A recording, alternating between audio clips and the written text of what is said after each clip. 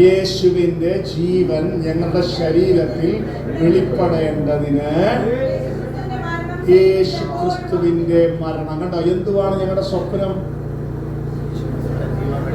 ഞങ്ങളുടെ സ്വപ്നം എന്താണ്? ജീവൻ. ഞങ്ങളുടെ സ്വപ്നം ജീവൻ ആയതുകൊണ്ട് ഞങ്ങൾ എന്തുവാ ഏറ്റെടുക്കുന്നത്? മരണം. കേട്ടോ, അപ്പൊ അവന്റെ മരണത്തോട് അനുരൂപപ്പെടുക എന്ന് പറഞ്ഞാൽ അനുസരിക്കുക. അനുസരിക്കുക എന്ന് പറഞ്ഞാൽ എന്താ അർത്ഥം? മരിക്കുക. ഇതാണ് പൗലോസിന് വേണ്ടുന്നത്. കർത്താവിനോട് പൗലോസിന്റെ അഗാധമായ ആഗ്രഹം എന്ന് പറയുന്നത്, ദൈവമേ, പല സന്ദർഭങ്ങളിലും ഞാൻ മരിക്കാൻ തയ്യാറാകുന്നതാണ്.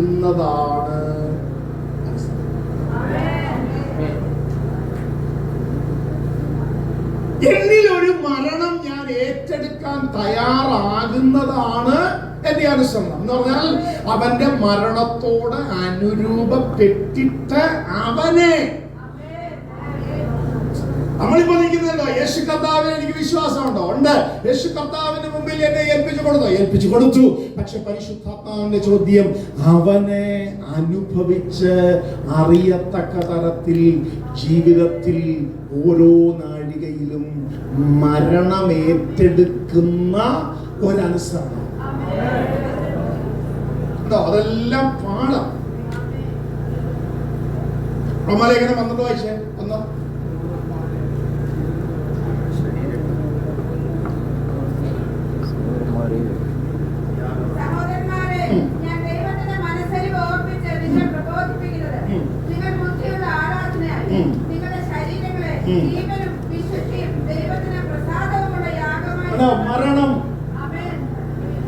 മരണം എവിടെ നടക്കണം?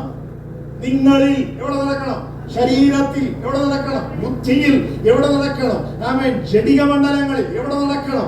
ആമേൻ. നമ്മുടെ ജീവിതത്തിന്റെ മാനുഷികതയിലെല്ലാം ഒരു മരണം നടക്കണം. കാരണം ജീവിക്കുന്നതാണോ പ്രയാസം, മരിക്കുന്നതാണോ?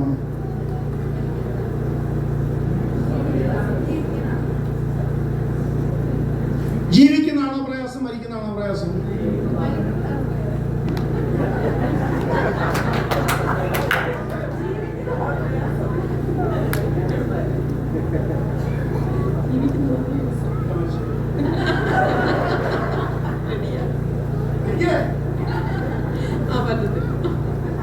അപ്പൊ നമുക്ക് പ്രയാസം ഏതാ? നമുക്ക് പ്രയാസം മരിക്കാനാണ്.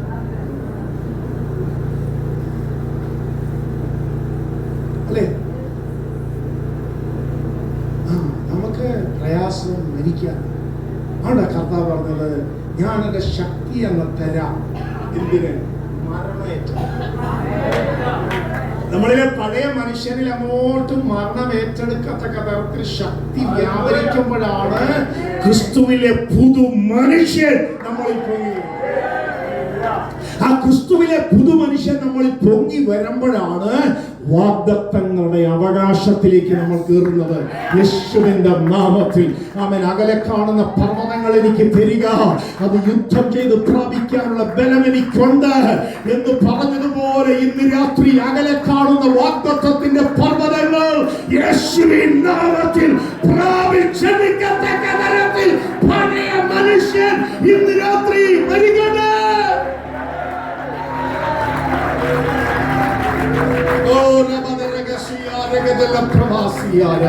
ഈ മൂന്നാമത്തെ രാത്രി ഗൗരവത്തോടെ കർത്താവിനോട് ചോദിക്ക്, ഇന്ന് രാത്രി എന്റെ മേൽ അഭിഷേകമുണ്ടെന്ന് എനിക്കറിയാം, എന്നാൽ ഇന്ന് രാത്രി എനിക്കൊരു പുതിയ ശക്തി കൂടെ വേണം. എന്തിന്? അങ്ങയുടെ മരണത്തോട് എനിക്ക് അനുരൂപപ്പെടണം. ജീവിതത്തിന്റെ വളരെ പ്രധാനപ്പെട്ട മേഖലകളിൽ ആമേൻ എനിക്ക് എന്റെ ശരീരത്തെ മരിപ്പിച്ചു കളയണം. അതുകൊണ്ടാണ് പൗലോസ് 1 കൊരിന്ത്യർ 9:27 പ്രസംഗിച്ചിട്ട്, ഞാൻ തന്നെ കൊള്ളരുതാത്തവനായി പോകാതിരിക്കേണ്ടതിന് എന്റെ ശരീരത്തെ ദണ്ഡിപ്പിച്ച് അടിമയാക്കുകയത്രേ ഞാൻ ചെയ്യുന്നത്. ഹേ പൗലോസേ, നിങ്ങൾ എന്താ പ്രസംഗിച്ചത്? നിങ്ങൾ പ്രസംഗിച്ചത് പ്രായോഗിക പ്രായോഗിക ക്രിസ്തീയ ജീവിതത്തിന്റെ വിജയ മന്ത്രങ്ങളാണ് പ്രസംഗിച്ചത്. പക്ഷെ പൗലോസ് പറയുന്നു, അതെല്ലാം ഞാൻ പ്രസംഗിച്ചാലും ഞാൻ കൊള്ളരുതാത്തവനായി പോകാതിരിക്കണമെങ്കിൽ പ്രസംഗിച്ചത് കൊണ്ട് ഞാൻ രക്ഷപ്പെടത്തില്ല. എന്റെ ശരീരത്തെ ദണ്ഡിപ്പിച്ച് എനിക്ക് അടിമയാക്കി കളയണം. കാരണം എന്റെ ശരീരം അല്ല എന്നെ നിയന്ത്രിക്കേണ്ടത്, എന്റെ മേൽ വ്യാപരിക്കുന്ന അഭിഷേകം എന്നെ നിയന്ത്രിക്കണം. ഇന്ന് രാത്രി എത്ര പേര് ഇവിടെ ഇരുന്നോണ്ട് പറയുന്നു, അങ്ങനെ ഒരു ദൈവശക്തിയുടെ പകർച്ച ഉണ്ടെങ്കിൽ എനിക്കത് വേണമെന്ന് പറയുക. ഈ തരത്തിലൊരു പകർച്ചയും വിജയവും ആത്മീക ജീവിതത്തിലുണ്ട് എങ്കിൽ യേശുവിൻ നാമത്തിൽ എനിക്കത് വേണമെന്ന് പറയാം.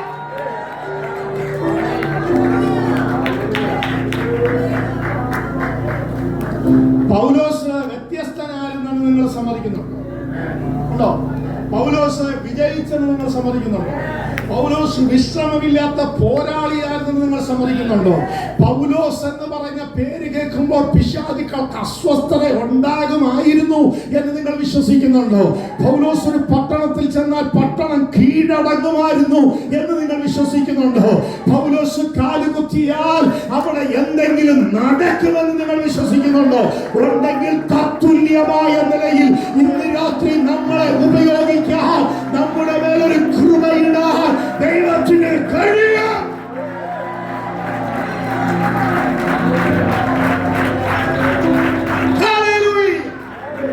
രാത്രി എത്ര പേര് പറയും ഇതിൽ കുറഞ്ഞതൊന്നും?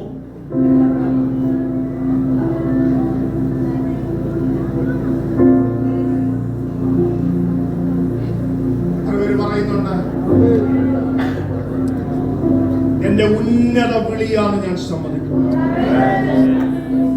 പക്ഷേ ഇതിൽ കുറഞ്ഞ ഒരു തലത്തിൽ സഞ്ചരിക്കാൻ അപ്പാ എന്നെ വിട്ടുകൊടുക്കലേ.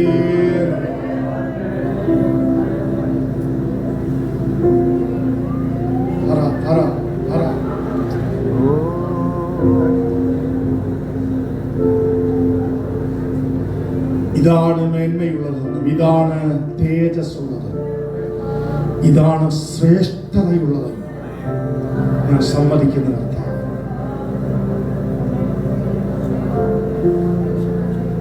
ഈ ഉപവാസത്തിന് 3-ാമത്തെ രാത്രി ചോദിക്കും, ഇതൊന്ന് പ്രാപിക്കാൻ എത്ര ദൈവമക്കൾ പ്രാർത്ഥിക്കുന്നുണ്ട്? സത്യമായ വചനം ഹൃദയത്തെ തൊട്ടുണർത്തിയ എത്ര ദൈവമക്കൾ ഇന്ന് രാത്രി ചോദിക്കുന്നുണ്ട്? ഒത്തിരി പ്രശ്നങ്ങളുണ്ട് കർത്താവേ, ഒരുപാട് ആവശ്യങ്ങൾ എൻ്റെ ജീവിതത്തിലുണ്ട്, പക്ഷെ എനിക്ക് മനസ്സിലായി ഇതിന് ഞാൻ മുൻതൂക്കം കൊടുത്താൽ അതെല്ലാം എനിക്ക് ലഭിക്കും. ആദ്യം അവിടുത്തെ രാജ്യവും നീതിയും അന്വേഷിക്കുക, എന്നാൽ ഇതെല്ലാം നിങ്ങൾക്ക് ഉണ്ടാകും എന്ന വചനപ്രകാരം ഇന്ന് രാത്രി ഫിലിപ്പിയ ലേഖനം 3:9, 10, 11, 12 വെച്ച് ഞങ്ങൾ പ്രാർത്ഥിക്കുന്നു. ഒരു ജയം ഞങ്ങൾക്ക് തരണേ. ഇനി ആ വാക്യത്തോടെ വായിച്ച്, അവന്റെ മരണത്തോട് അനുരൂപപ്പെട്ടിട്ട് അവനെയും അവന്റെ പുനരുത്ഥാനത്തിന്റെ, നിങ്ങൾ ശ്രദ്ധിച്ച്, പുനരുത്ഥാനത്തിന്റെ ശക്തി ആരുടെ മേലെ വ്യാപരിക്കുന്നത്? മരിച്ചവരുടെ. പുനരുത്ഥാനത്തിന്റെ ശക്തിയാണോ നമ്മുടെ ലക്ഷ്യം? ആണോ? ആണെങ്കിൽ എന്ത് സംഭവിക്കണം?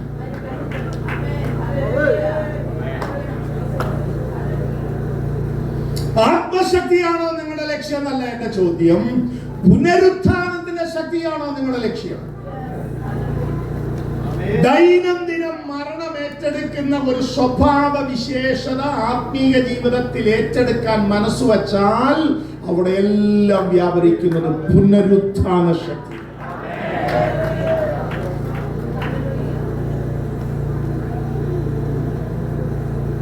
അപ്പൊ ചോദ്യം, ഒരു അഭിഷേകം വേണോ, ഒരു അന്യഭാഷ പറയാൻ കൃപ വേണോ, ഒരു ആത്മശക്തി വേണോ എന്നത് എത്രയോ പേര് അന്യഭാഷ പറയുന്നുണ്ടല്ലേ? എത്രയോ പേര് ആത്മാവിൽ ആരാധിക്കുന്നുണ്ടല്ലേ? പൗലോസ് പറയുന്നുണ്ടോ? 3:3 വായിച്ചേ. ഫിലിപ്പിയർ 3:3 വായിച്ചേ.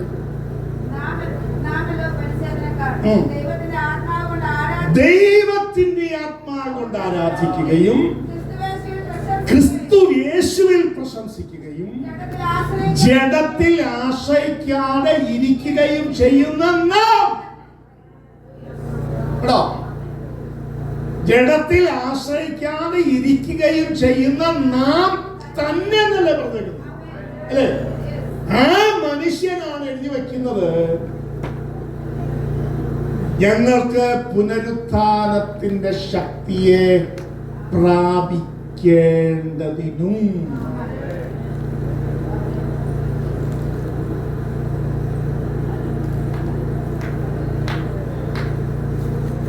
അവന്റെ കഷ്ടാനുഭവങ്ങളുടെ കൂട്ടായ്മയെ അനുഭവിച്ചറിയണം. ഇനി എന്നെ ശ്രദ്ധിച്ചേ, ഈ ക്രിസ്തുവിന്റെ കഷ്ടാനുഭവങ്ങൾ എന്ന് പറയുമ്പോൾ നിങ്ങളുടെ മനസ്സിലോടി വരുന്ന ചിത്രം എന്തുവാ? ക്രിസ്തുവിന്റെ കഷ്ടാനുഭവങ്ങൾ എന്ന് പറയുമ്പോൾ ഓടി വരുന്ന ചിത്രം എന്തുവാ?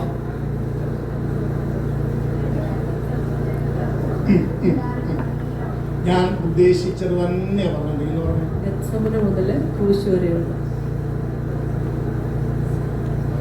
ഗത്സമന മുതൽ ക്രൂശ് വരെ ഉള്ളത് അവന്റെ പീഡാസഹനങ്ങളാണ്.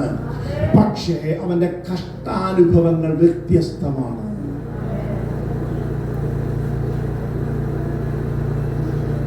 പുത്രത്വത്തിന്റെ മഹനീയത തന്നിൽ വെളിപ്പെടേണ്ടതിന് മാനുഷിക ബലഹീനതയെ മരിപ്പിച്ചു കളയാനെടുത്ത ഗൗരവപൂർണമായ സമർപ്പണങ്ങളുടെ ഒരു നീണ്ട നിരയാണ് കഷ്ട അനുഭവം. ഞാൻ മനഃപൂർവ്വം ചോദിച്ച ചോദ്യം കേട്ടോ. എന്തുകൊണ്ടാണ് ചോദിച്ചതെന്ന് ചോദിച്ചാൽ, കഷ്ടാനുഭവങ്ങൾ എന്ന് വായിച്ചപ്പോഴെല്ലാം എന്നിലെ കത്തോലിക്കൻ എന്റെ മനസ്സിലോട്ട് ഓടി വന്ന എല്ലാം പീലാത്തോസിന്റെ അരമന മുതൽ ഗാഗുൽത്ത വരെയുള്ള പ്രശ്നങ്ങളായിരുന്നു ഒരു ദീർഘമായ കാലം എന്റെ മനസ്സിൽ. കാരണം എന്താണെന്നറിയാമോ? നമ്മള് അല്ലേ ദിവസങ്ങളെ 1-ാം സ്ഥലം, 2-ാം സ്ഥലം, 3-ാം സ്ഥലം, 4-ാം സ്ഥലം, 14 സ്ഥലങ്ങൾ മുൻകിട്ടില്ല. അതുകൊണ്ട് നമ്മുടെ മനസ്സിനോട് പെട്ടെന്ന് വരുന്നത് സിസ്റ്റർ പറഞ്ഞതുപോലെ എന്ത് കൃത്യമായിട്ട് പറഞ്ഞു നോക്കി. പിലാത്തോസിന്റെ അരമുന മുതൽ കാൽവരി ക്രൂശ് വരെ അത് കർത്താവ് അനുഭവിച്ച പീഡാസഹനങ്ങളാണ്. എന്നാൽ കഷ്ടാനുഭവങ്ങൾ എന്ന് പറയുന്നത് എവിടെയെല്ലാം വ്യാപരിച്ചു നോക്കി. ഒറ്റ ഉദാഹരണം പറയാം. മരുഭൂമിയുടെ അകത്തളങ്ങളിൽ മാനുഷിക ബലഹീനതയുടെ പാരമ്യതയിൽ വന്നു നിൽക്കുമ്പോഴാണ് അവസാനം 40 ദിനരാത്രങ്ങൾ അവരൊന്നും കഴിച്ചില്ല. 40 ദിനരാത്രങ്ങൾ ദുഷ്ടമൃഗങ്ങളോട് കൂടെയായിരുന്നു. അവസാനം അവന് വിശന്നു എന്ന് പറഞ്ഞാൽ മാനുഷിക ബലഹീനതയുടെ പാരമ്യതയിലേക്ക് വന്നപ്പോൾ ദുഷ്ടൻ വന്നു പറഞ്ഞു, നീ ദൈവപുത്രനെങ്കിൽ ഈ കല്ലിനോട് അപ്പമായി തീരാൻ കൽപ്പിക്കുക. അത് പിശാചിന്റെ വ്യാഖ്യാനമാണ്. നീ കല്ലിനെ അപ്പമാക്കി തീർത്താൽ നീ ദൈവപുത്രനെന്ന് ഞാൻ സമ്മതിക്കാം. പക്ഷെ യേശു കർത്താവ് പറഞ്ഞു, വിശന്ന് മരിക്കാറാകുമ്പോഴും കല്ലിനെ അപ്പമാക്കി തീർക്കുക എന്ന നിന്റെ നിർദ്ദേശത്തെ സ്വീകരിക്കാതെ അവന്റെ വായിൽ നിന്ന് വരുന്ന വചനത്താൽ ജീവിക്കുക എന്നതാണ് പുത്രത്വത്തിന്റെ മഹനീയത. ആ പുത്രത്വത്തിന്റെ മഹനീയത വെളിപ്പെടേണ്ടതിന് ഈ മാനുഷിക ബലഹീനതയുടെ കഷ്ടം സഹിക്കാൻ ഞാൻ തയ്യാറായി. അല്പം കൂടെ വിശന്നോട്ടെ, വിശന്ന് മരിക്കട്ടെ, അതിന്റെ മുഴുവൻ അസ്വസ്ഥതകളും ഞാൻ ഏറ്റെടുക്കട്ടെ, അതെന്റെ ശരീരത്തിൽ വ്യാപരിക്കട്ടെ. പക്ഷെ ഇതെല്ലാം ഞാൻ സഹിച്ചാലും എനിക്ക് പുത്രത്വത്തിന്റെ മഹനീയത എന്നിൽ വെളിപ്പെടേണ്ടതിന് ഞാൻ അനുഭവിക്കുന്ന ഒരു കഷ്ട അനുഭവം.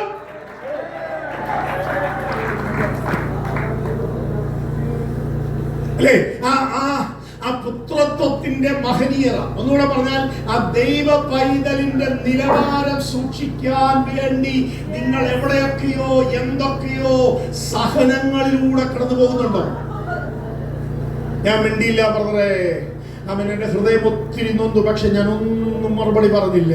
ഞാൻ സഹിക്കാൻ തയ്യാറായി, ഞാൻ ക്ഷമിക്കാൻ തയ്യാറായി, ഞാൻ വിട്ടുവീഴ്ചയ്ക്ക് തയ്യാറായി, ഞാൻ മറക്കാൻ തയ്യാറായി, ഞാൻ മരിക്കാൻ തയ്യാറായി, ഞാൻ വിട്ടുകൊടുക്കാൻ തയ്യാറായി. ഞാനത് വിട്ടുകളയാൻ തയ്യാറായി, ഞാനത് മറക്കാൻ തയ്യാറായി എന്ന് നിങ്ങൾ പറയുന്ന ഒരു തലം നിങ്ങളുടെ ജീവിതത്തിൽ ഉണ്ടെങ്കിൽ, ദൈവ പൈതൽ എന്ന ഉന്നത നിലവാരം നിങ്ങളിൽ നിലനിർത്തേണ്ടതിന് നിങ്ങളൊരു കഷ്ടം സഹിച്ചു. അതെന്നെ സഹിക്കുക. അത് നിർബന്ധത്താലല്ല, പിന്നെയോ ഒരു വെളിപ്പാട് എന്റെ മേൽ വ്യാപരിക്കുന്നത് കൊണ്ട് ഞാനത് മൗനമായി എന്ന് സഹിക്കും. നമ്മുടെ ഹൃദയത്തെ കീറി മുറിക്കുന്ന വർത്തമാനം കേൾക്കുമ്പോഴും രോമം കത്തിരിക്കാൻ കൊണ്ടുപോകുന്ന കുഞ്ഞാടിനെ പോലെ കൃപ കൃപ എന്ന് പറഞ്ഞ് മൗനം പാലിക്കുന്ന ഒരവസ്ഥ നിങ്ങൾക്കുണ്ടെങ്കിൽ അതിൻ്റെ പേരാണ് കഷ്ട അനുഭവങ്ങളുടെ കൂട്ടായ്മയെ നിങ്ങളും വ്യക്തിപരമായി അനുഭവിക്കുന്നു. നിങ്ങൾ യേശുപ്പനോട് പറയുന്നു, യേശുപ്പ, അങ്ങ് അന്ന് കടന്നു